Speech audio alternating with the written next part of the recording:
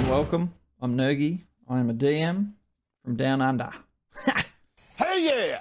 Ha! Hell yeah! Ha! You're Australian! Be Australian! Now I'm here to help you with some DM tips that should hopefully make your game more enjoyable for both you and your players. So let's get stuck in. These may be helpful to some and not helpful to others, so just take it with a grain of salt and see if it's helpful for you. First tip. When you're starting a D&D game, the first thing that you should do is make sure there are definite boundaries for things that are absolutely off limits in your game. As a DM, you don't want to surprise someone halfway through a campaign. Surprise, mother. With them doing something they want to do and you not being on board, or the rest of the party. So set that from the get-go. That will make your game go so much easier. For example, if you don't want players to fight each other, tell them at the very start. It will not be tolerated at this table. Bad luck, you can get the out. It's okay to do that.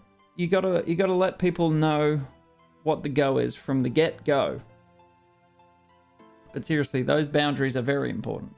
As always, at your table or virtual table, try and have open discussions with your players. It is very important to make sure that everyone feels open, feels like they can be heard at the table.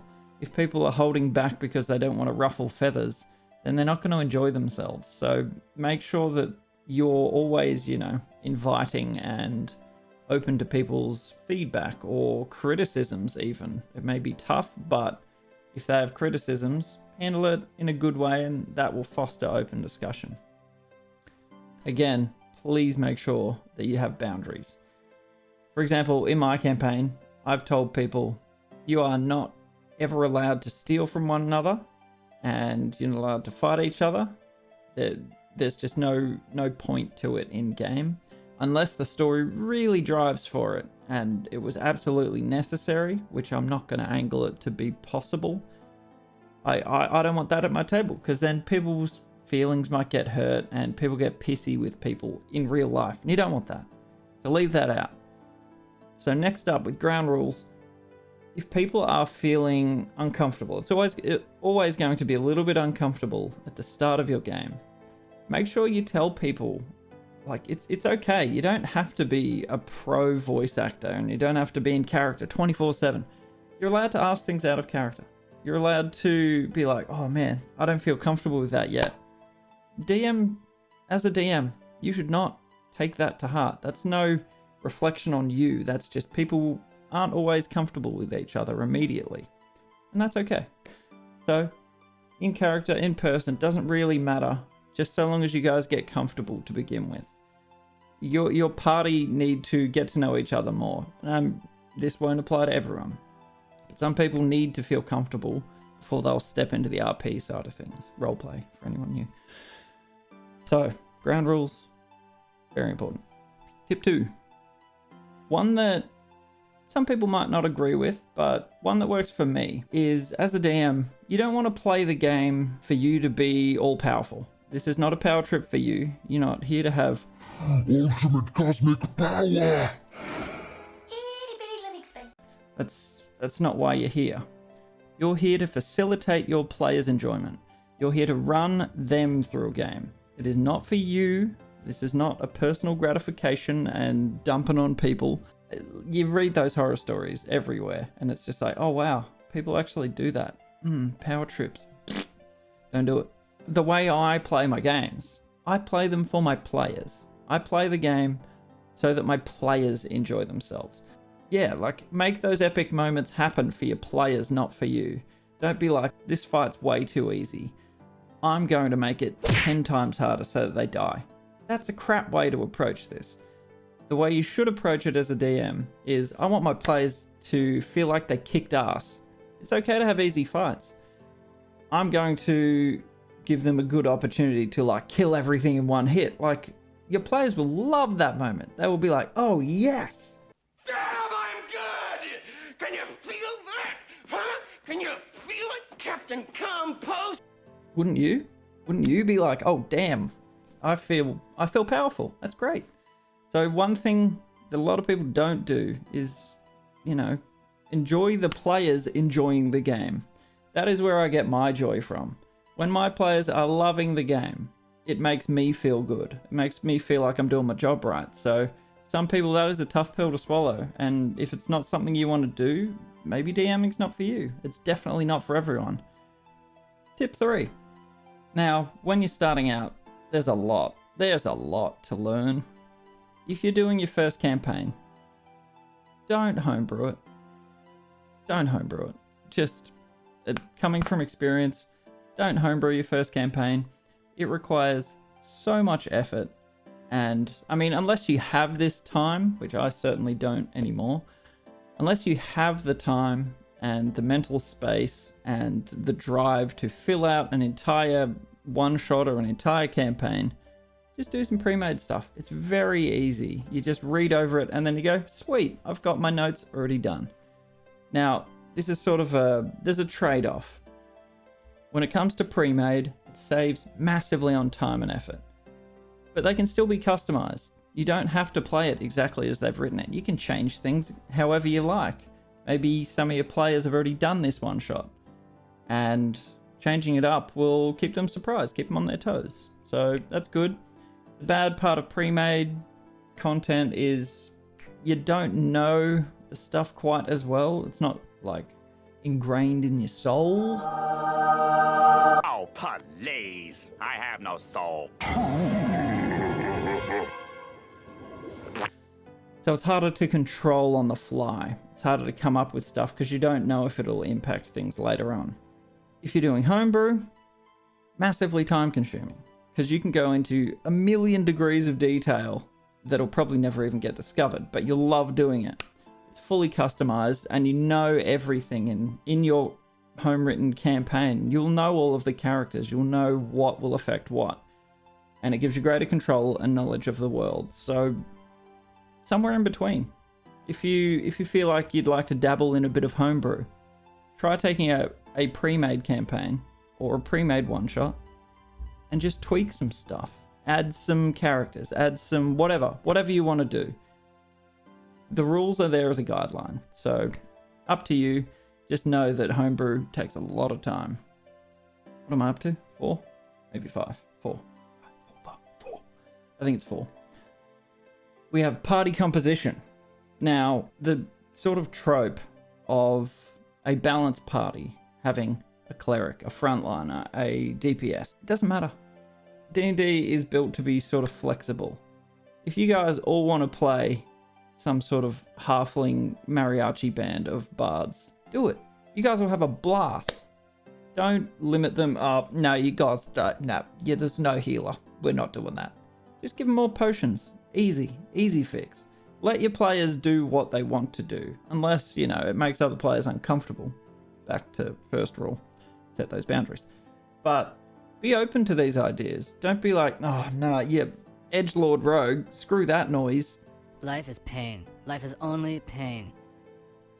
If they want to do that, let them do it. Let them get into it. That might be what they need to get comfortable. So work with your players, DMs. Work with your players, not against them. You are not here to ruin their day. You are here to make them have a good time. So work with them.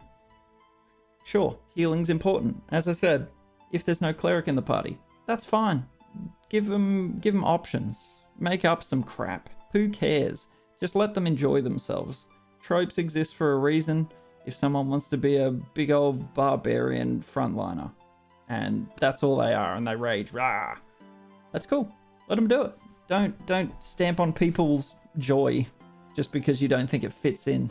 Another important part of when it comes to the party's composition and sticking to those sort of guidelines, set out in the beginning. What is winning? What does success or what does enjoyment look like to your party? Are they here for a dungeon crawl? Are they here for like grinding against enemies and slaying bad guys? Getting sweet loot? Are they here to explore a fantasy world and really love lore and backstory? Are they here for the RP element? They just want to mess around in character. Figure out what that looks like for your party and do it. Just do it! Like, that makes it so much easier for you. It doesn't have to be all of those things. Your players might not want any roleplay. Go with it. Just make some awesome dungeon crawls with slaying asshole monsters. It kind of goes into my 5th point as well. 4 and 5, almost similar. But set those expectations with your players. What you want to do is you want to find out how they want to play. Like, are they here? Do they get more enjoyment from sort of sitting back and letting others take the lead, chipping in where they need to? Do they enjoy taking charge and leading the party? Are they the sort of min-maxy power gamer? They want to be like super strong. Figure out what that looks like to your players, because every player is going to be a little bit different. I know I've got 2 veterans, 2 beginners, but I've got quite a mix of players in my campaign, and it's okay for people not to be talking all the time. Maybe they enjoy sitting back and listening. So just know that from the outset that not everyone is going to enjoy the game in the same way. Number 6. So, starting your game. How do you do that? Easiest way you can find. See if in your friend group anyone is, like-minded with you. Offer to DM for them. That will make things so much easier. Because DMs are hard to come by. And good DMs are really hard to come by. But figure out who that group of friends is. See if you've got 3 to 5. 3 is pretty low end. 4 is about what you want. But if you can't find that many people, try and find some people online. You might find some gems in there. You might strike up a conversation with someone and be like, hey, would you like to play some D&D with us? I know it sounds nerdy, but give it a try. Yeah, and figure out how you're going to play it. Are you going to play in person? Are you going to play online? Because getting that game started, that's the hard part. It's once it's going, it's okay, but getting it together is the hard part. So see if you can figure out the best way to do that. Talk to people. You surely know some nerds, right? You're here watching a D&D video on a Tuesday night. You nerd. Number 7. Rules and guidelines are made to be broken. Don't be like, no, there's no way that's happening. No, not a chance. If it sounds awesome, just go with it. Your players will be like, oh yeah. It doesn't always have to be super strict on rules. Like if someone's about to kill an enemy, no matter what, just flex the rules. Let them sound badass. It's not going to affect anything. Just let them know, I'm just doing this because it sounds awesome. This is not something we're doing going forward. So those guidelines, even it says it in the book. One of the first things it says in the D&D Player's Handbook is these are guidelines. Play the game however you want to play it.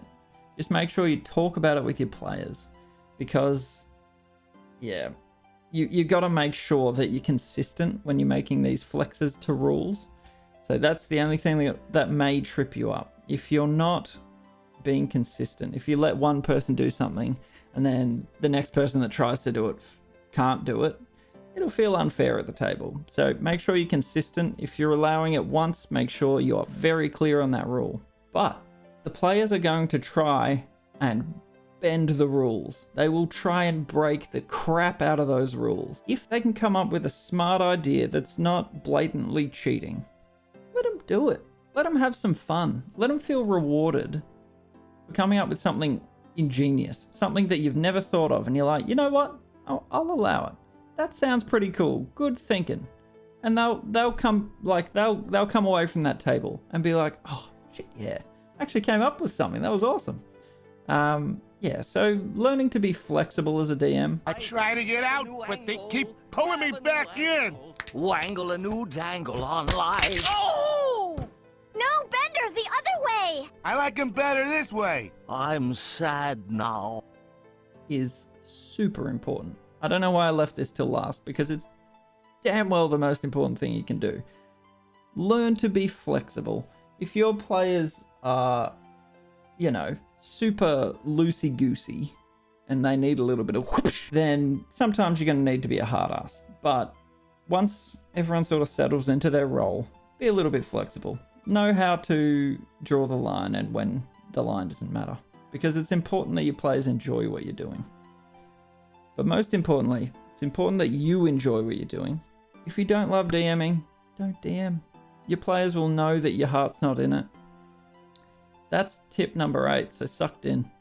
There were 8, not 7. But seriously, if you've got any more questions at all, just type them in the comments section, because it helps to get other people's opinions. If this has helped you in any way, please do thumb the video and sub and all that crap. But most importantly, look after yourselves and come back for the next video. Probably 9 tips.